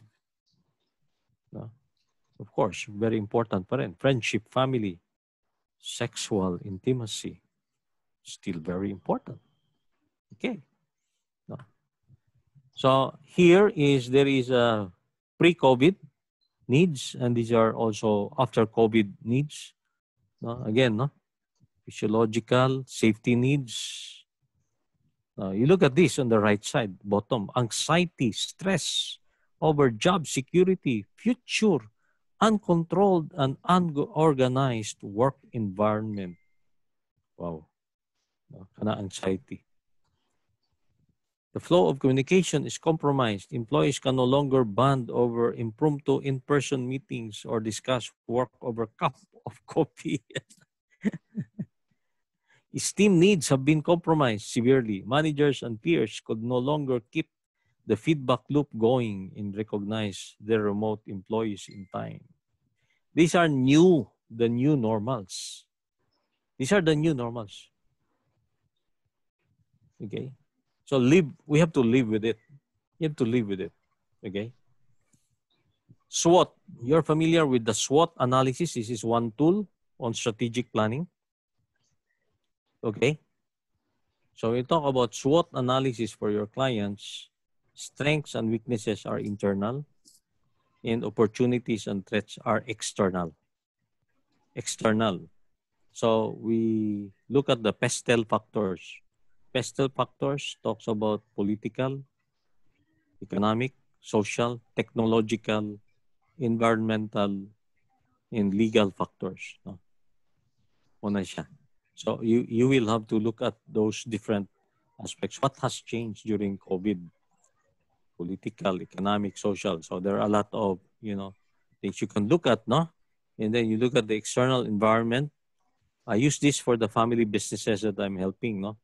I look at the family first and then the business, the industry and the market before the general environment. General environment katong PESTEL factors. But muna, no, there are factors that are beyond our control. And these are the PESTEL factors. There are factors that are industry driven, no? Industry. So, and in fact, the industry also has geographic, for example, the Cebu market, etc. And then internally, the business. So what is SWOT here? SWOT can include the general environment and the opportunities and threats. Looks at the general environment as well as the industry and the market. Industry and the market. Internal factors, strengths and weaknesses, looks at your business as well as your family. So that means these are controllable on your part. No? So these are some of the areas that you have to look at when you do PESTEL analysis. Now, social, technological, economic, political, legal, physical. Kining physical, money, environmental. No? And you look at number 3 in the physical, pandemic disease. Na nahitabo yun. Una siya. So I'm presenting you this because when you help your clients, it's not fun. You have to look at the bigger forces, bigger factors. No? So how intense is the competition? When you look at your clients, how intense is the competition in their industry? For example, I came from a bakery business. It's so intense. Grabe ang kwan. Why? Because it's very easy to come into that business. No? The barrier for entry is very, very low. Anybody can get into this. In fact, karon ganing home baking is proliferating. Diba? So there's first competition there. No? Now, if you're in the bakery business, what are your substitutes? There is a threat of substitute products. Mag-bakery ka, sa atbang nimo, butangan ka og maruya. Butangan ka og banana Q. Imbis mo palit og pan, adto na dito mo palit. That's a substitute. No? What are the substitutes that will make the market postpone buying or not buying from you? You look at your bargaining power of the customers. No? Who has more bargaining power? Is it your customer or you yourself? Kung daghan kayo mo, if there are many of you in the market, customers can always choose. So customers will have better bargaining power. Bargaining power of your suppliers. Okay? So, can you dictate the pricing from your supplier? If not, then the supplier can say. If the supplier says, take it or leave it, anyway, daghan mo palit na ko. So, you have a weak bargaining power. This determines how, you can play in the marketplace as far as the industry is concerned. So here is a guide on trying to look at assessing your internal factors, meaning strengths and weakness. You look at the internal assessment, and you also look at your competitive reading.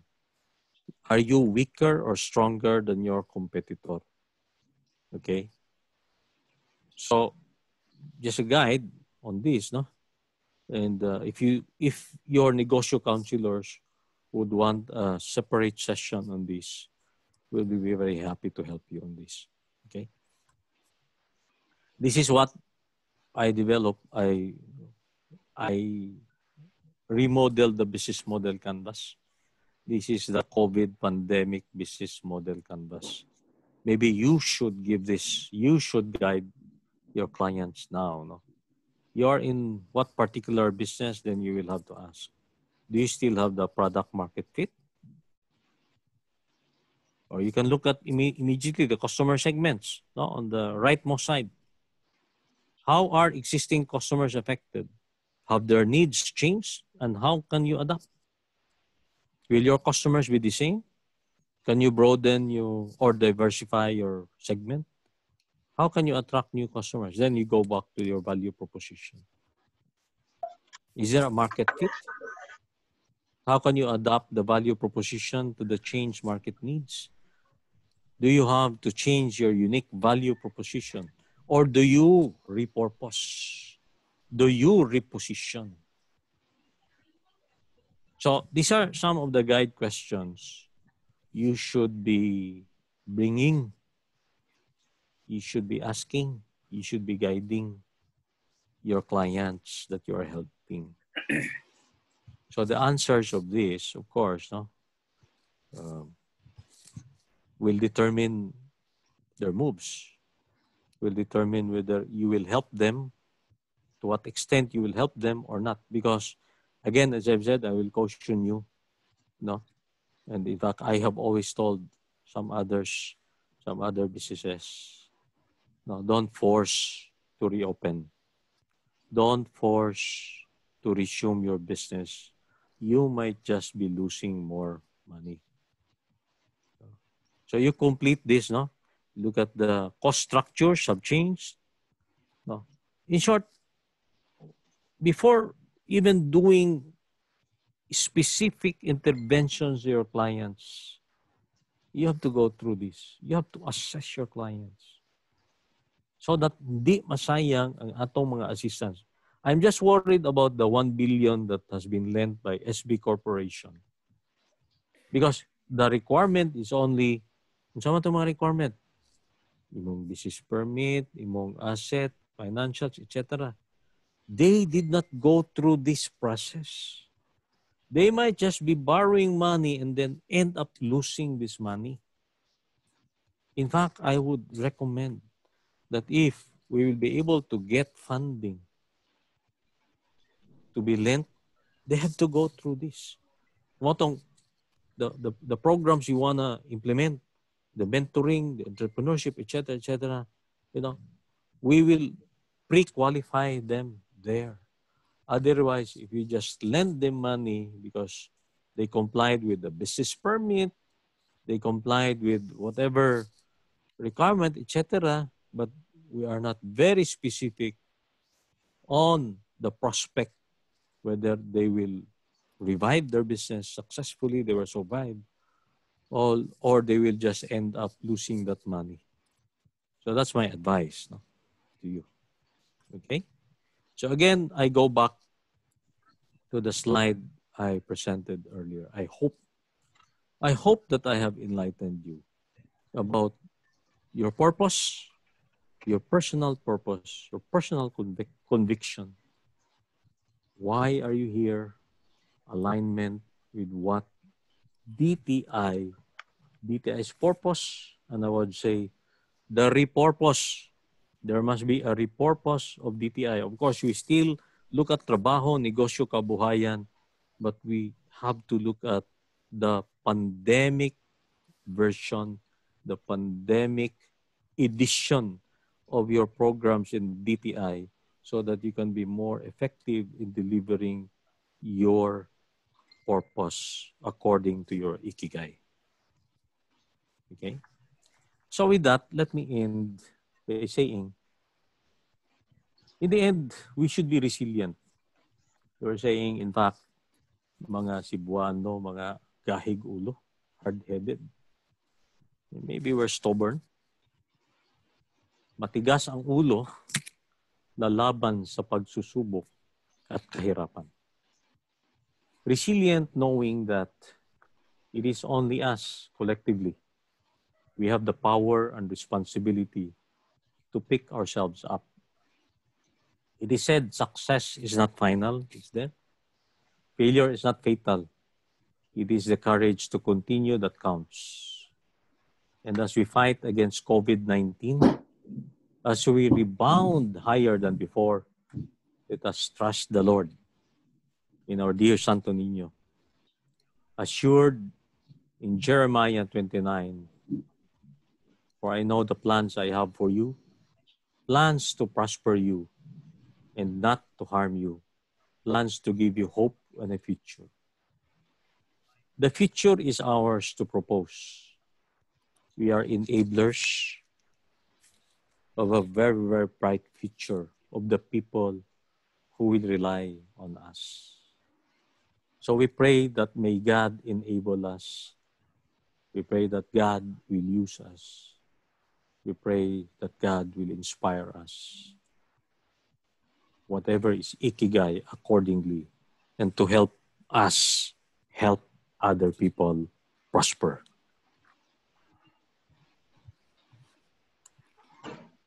Okay, so I think I am just in time, 4 o'clock.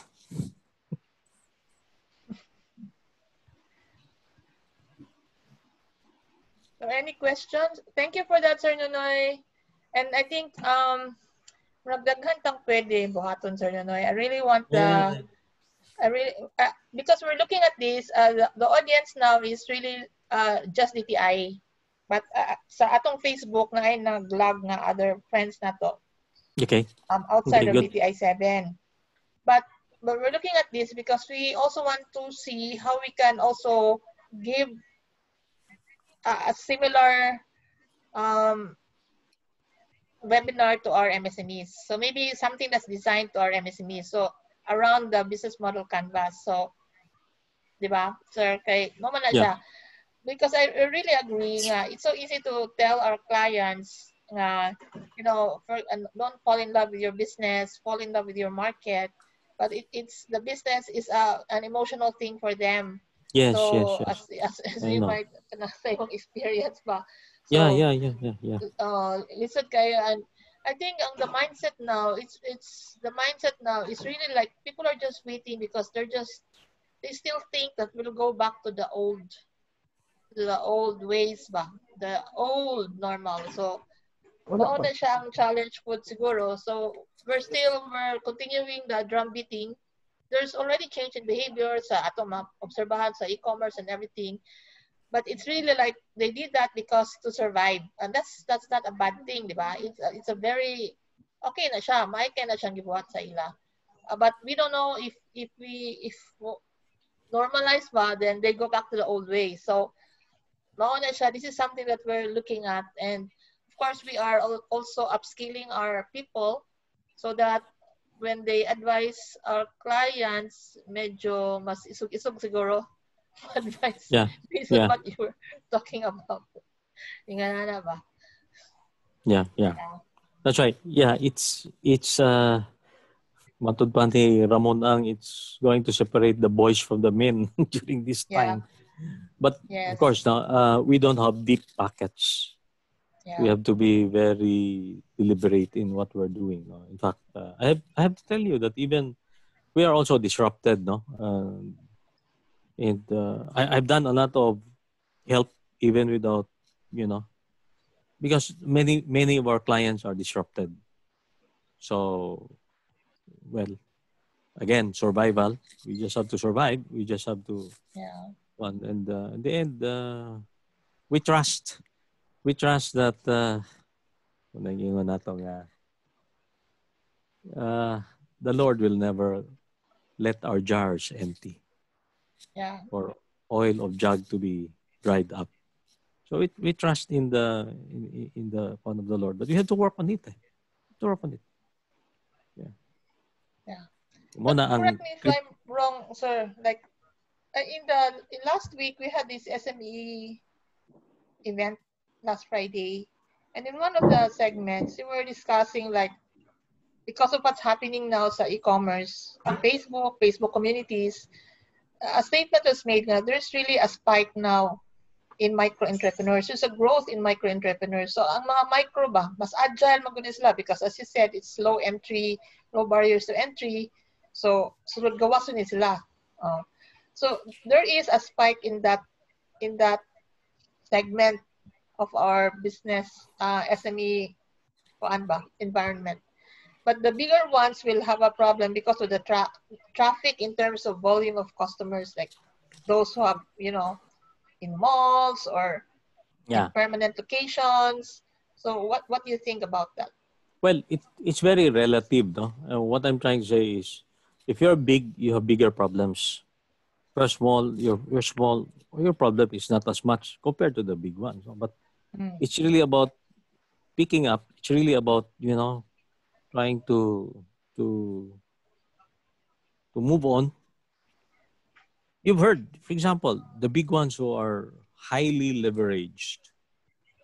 Have you read about atong mga aggressive kayong opening here, there, buying companies, etc. But if you look at it, how they were borrowing money. No?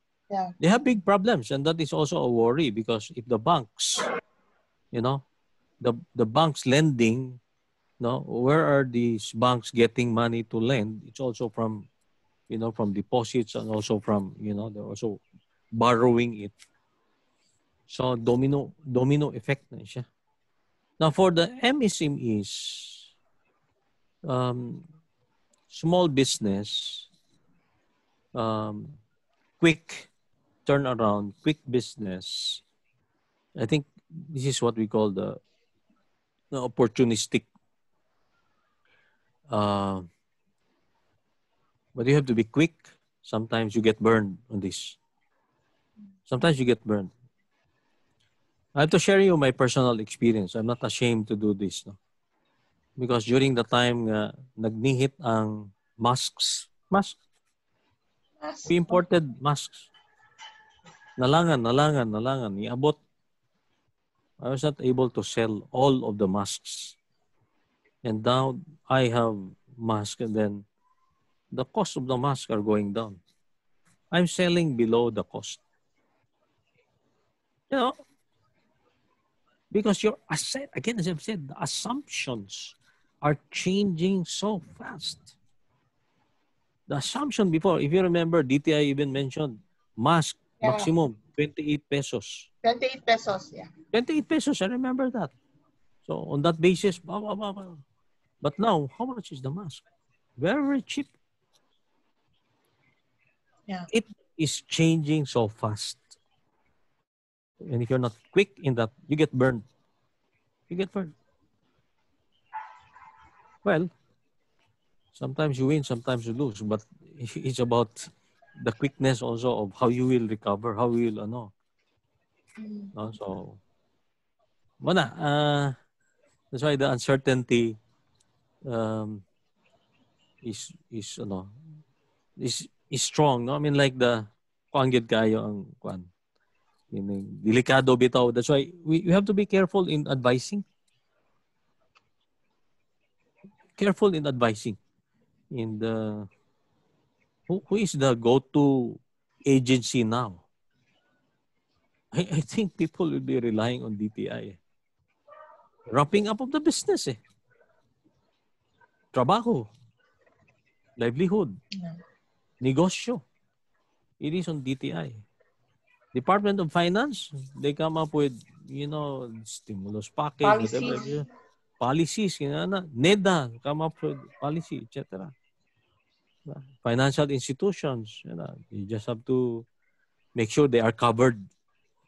No, that's why they're very, very strict on, the requirement. They have to cover because they also have to protect their shareholders.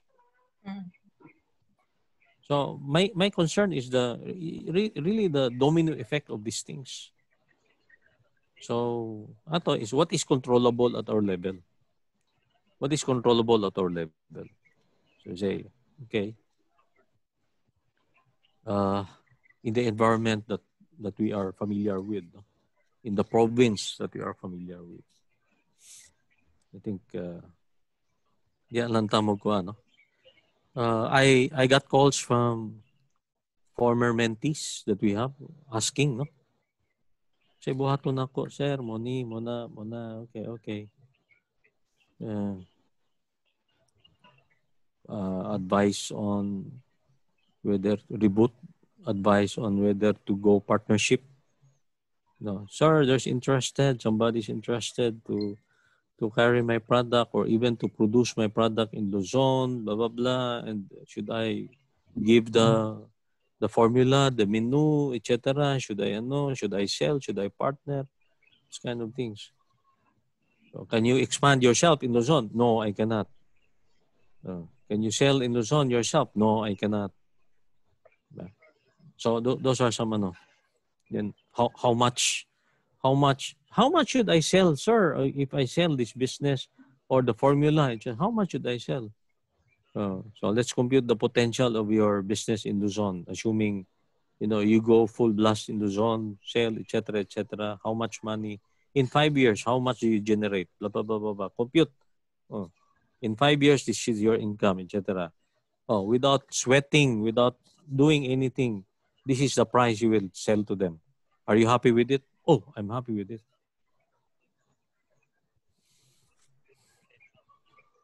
One mentee I helped used to be selling the pako in Talisay. Now he has rebooted. He has switched into home deliveries, and he's selling more because in I think in that area where he used to sell, wala, traffic is not there. Foot traffic is not there. But very, very sure people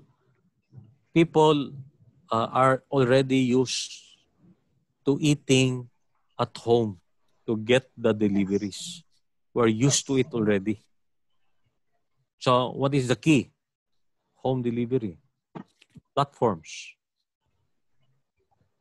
Yeah. Especially sa Cebu. So even here in Dumaguete, deliver. Yeah.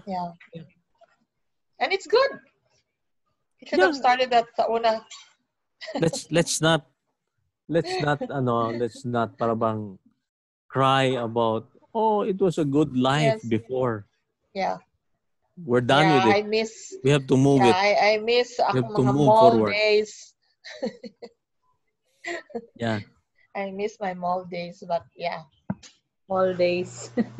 Yeah. Okay. Do we have questions pa? Mga interactions? Guys, wala? Please share your thoughts. Yeah. So, we actually recorded the entire lecture of Sir Nonoy. So, this will be available at our DTI Region 7 Central Visayas Facebook and in our DTI 7 YouTube account. So, we actually have a DTI 7 YouTube. It's called DTI 7 Digital. So, check it out. We are uploading as we generate more educational videos. We'll upload it there. So if you want to review, because we really got a lot of inputs, or it's about like grabbing we got your playbook, consultancy playbook. Actually, yes. In fact, some of my consultants are saying, "Sir, are you going to share that?" Yeah. The more that we should be able to help people, the more we need to. I always find it. At the end of the day, if many people benefit with what you're doing, Yeah. bahala na si Lord. Yeah. So between the business model canvas and the 5 forces of Porter, which I really love the 5 forces of Porter. So between the two, I think if our business counselors are able to do that with our MSMEs, nako na kaya na siya nga tabang, because it really those tools actually forces us to take a hard look at our business, where we are. If I may share again, I think I have something. Can you see my screen again? Yeah. Yes. I'll just send this to you, but even FAMCOR has repositioned We have to walk the talk. We have to reposition. We're the go enabler of business owners, entrepreneurs, managers. So we came up with this. And what we went through is partly this. And we can have this vision, mission, values, the why, in Yeah, the strategic why. planning. I partly discussed this for our webinar on strategic planning. Because strategic planning is A, the vision, mission, vision. B is the PESTEL model, the terrain, environment. And we also have the how and what. Okay, in fact, the workshop on going digital, guided by the Yes. business model canvas. Yes. And then here is very important. This is where most of my clients find very, very beneficial. After going through this, business planning, budgeting, and Coaching. performance reporting. This one is very important. No? Workshop to coach and traps on setting measurable outcomes and monitor. Webinar, no? Yeah. Here is about family. This is my topics in when I used to teach in AIM 5-day program. So I just cut this into several modules of family corporations. Here, roadmap to professionalize. First is understanding the dynamics of the family business. Roadmap to professionalize. Succession planning. Setting governance system of a growing. There are many businesses, big businesses. In fact, they do not have a formal board. Creating a working professional board. Here, I've done a lot of, mentoring or guiding and holding them, put up a formal board. And then here is replicating your business model. So if it is franchisable, we can also, franchising or distributorship. And then preparing for options by diversification, developing a canvas for business options to grow, diversify, repurpose, or even guiding them if they want to be IPO ready. So those are some of the IPO. things. Yeah. Those are some of the things that we do. Yeah. Okay, we will look at this, Sir Nonoy, because we're actually like also thinking or preparing for a digital channel ba?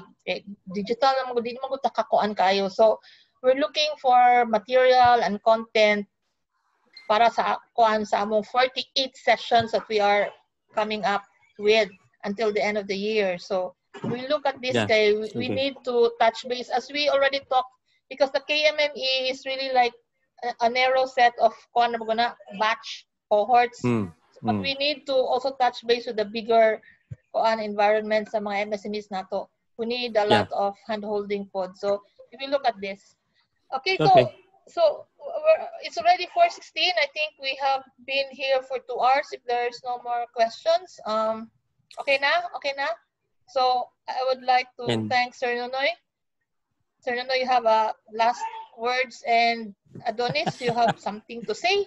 Picture taking that, ma'am, before we go. Picture taking? Yeah, all right. Picture taking. Okay. So who's gonna take the picture? Please open your windows. Open your videos. Your camera. In your videos. Christian, who's gonna take? Christian, ikaw. Christian. Smile. Pilihan, 90 plus 1 to, 78 na lang taro. First page. Wait, sa asang print screen. Kusog ko kayo ang ulan og dugdog diri sa daghan ang lagi. Okay, 1, 2, 3, smile. Okay. Saban, akong ipada. So man ako. Ako to extract na lang. Yep. The next page. Okay, second page. Pwede ilista be. Ako 1, 2, 3, smile. Ang order gali ang kuan. Unilab niya ko Thursday na lang halanganin na. Okay, third page. Pwede ko open sa inyong kuan camera. Ginger. 1, 2, 3, smile. Ilista sa Ginger. Okay. 1/4. Neil. Okay, last page. Wala may ga-open sa last page. Dahil lang. 1, 2, 3. Wala mga Okay, human na. Okay, and we are also like took kuan screenshots atong nasa Facebook, so I know people who are sa Facebook also. So I think we had more than 100 participants. No? So that's a good number, Sir Nonoy. Thank you, thank you. Thank you Kay Sir also. Nonoy for a very productive afternoon. So we will Naputol talk ko no, again about future Thank you, projects Sir Noy. programs. Thank Thank you you, very much. Sir Nonoy, guys. Learn a lot. Okay. Sa Facebook. Sir Noy. Okay. Thank you. Yeah, Sir hope to Nonoy see you has, soon. yes, sa kapatid Okay. ko ni. Bye-bye. Yeah. Bye-bye. Thank you. Bye-bye. God Thank bless. you. Stay safe. Good afternoon. Stay Be safe, safe. everyone. Bye-bye, Sir Nonoy. Dones, Thank Bye. you. ako lang Yeah. send nimo ang mga picture sa participants o sa tawag print screen. Okay. Butang Sure. nas I have lamang Thank you. na Chan. Oo. Naga-Facebook live pa ta na ato to. Sige, Sir. sige, okay. Sige, Okay. later. May sorry naman, Chan. Facebook, te. Te, naputol sa Facebook ko, no? Naputol? Check na mo basig na